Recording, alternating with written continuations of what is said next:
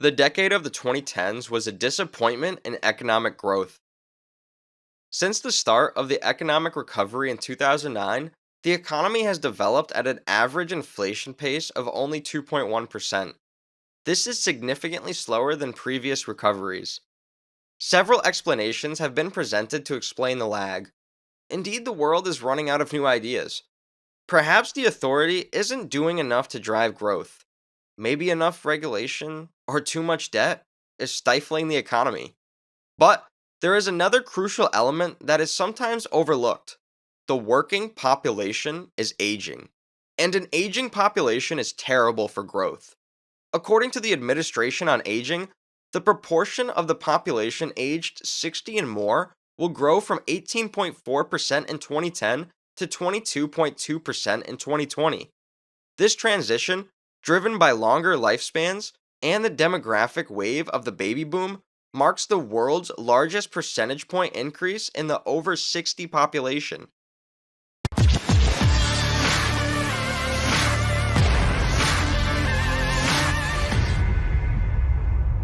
Hey, welcome back to Economic Insiders. Give this video a big thumbs up, and don't forget to subscribe to this channel. It's free. Now, let's move on. Globally, the population of people aged 60 and over is expanding faster than all younger age groups combined. There are an estimated 962 million persons in the world who are 60 or older, making up 13% of the worldwide population. The global population of older people is expected to hit 1.4 billion in 2030, 2.1 billion in 2050, and 3.1 billion in 2100. At the same time, fertility rates and population numbers are changing dramatically. Fertility rates are now at or below the 2.1 replacement level in all areas except Africa and are predicted to remain considerably below this level in most regions save Africa in 2050.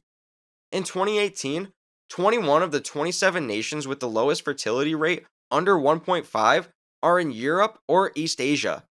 Similarly, numerous nations and regions estimate significant population declines by 2050, with the majority of these countries situated in Europe and Asia.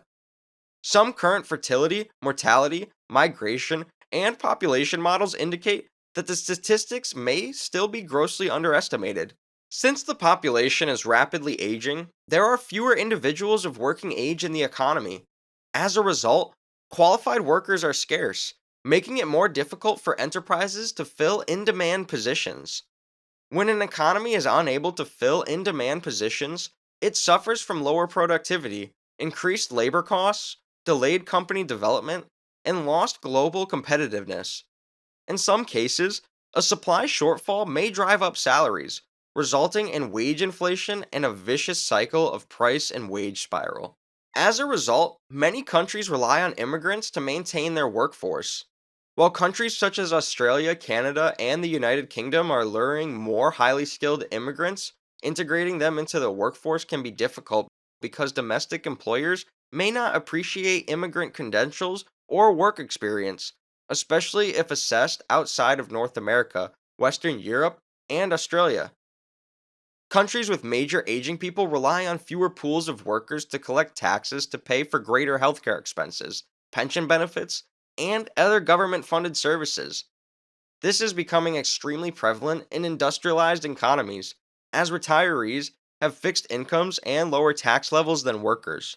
The combination of decreasing tax income and increased expenditure obligations on healthcare, pensions, and other benefits are a major source of concern for highly industrialized countries. In their role as consumers, an older population may have an impact on the economy. Older clients choose items from well known firms, making it difficult for new brands and products to establish momentum. They also want a variety of items, healthcare, recreational activities, and so on, that may be less vulnerable to technological advancement. Rapid population aging can create a substantial structural challenge to fiscal sustainability.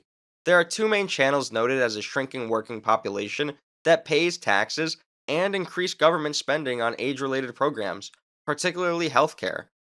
Pension benefits, like healthcare spending, play an important role in many high income countries. The complementary nature of these two variables will impose a significant load on state finances. In other words, the government's capacity to collect tax income reduces as the tax base shrinks, but government spending, particularly on healthcare, keeps rising. A slowdown in economic growth as a result of diminishing productivity is also a side repercussion. Tax collection would be jeopardized in this situation.